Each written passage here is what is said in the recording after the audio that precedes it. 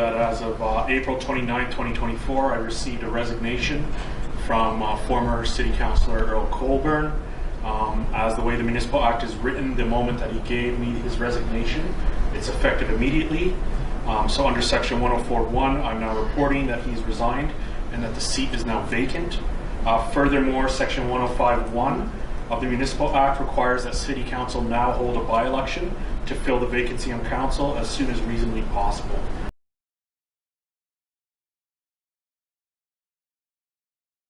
Our former City Councillor Earl Colbourne resigned from his seat for personal reasons as of last Monday. Previous to that, the School District of Mystery Lake had given the city notice that they were going to hold a by-election. They were planning for sometime in July if they could pull it off, because one of their school trustees had tendered their resignation.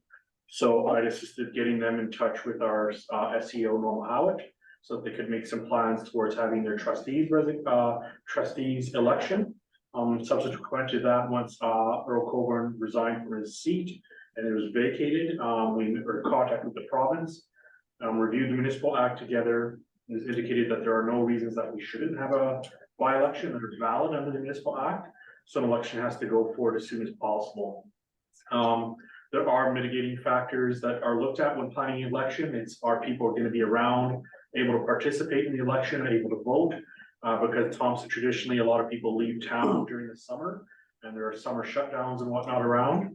Our SEO has chosen the date to be September 10th of 2024, meaning that there'll be advertising going out sometime in mid-July, according to the election calendar prepared by the province, that people can then sign up, participate in the election, and then we'll have our voting on the 10th.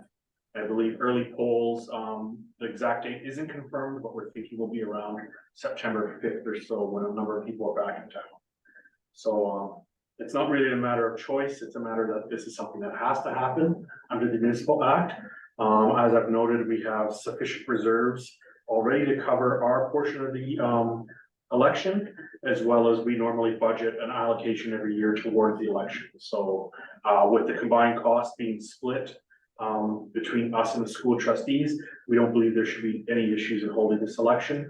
And in discussions with our SEO, we'll be using paper ballots rather than using the voting machines, because it's a composite of only one trustee and one councillor seat.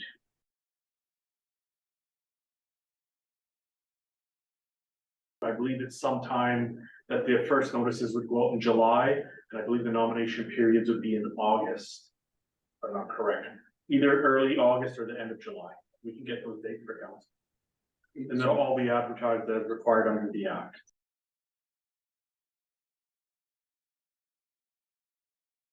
The only thing the SEO really does is determine the date of the election, and then the calendar of everything else is formed from that date chosen by the SEO.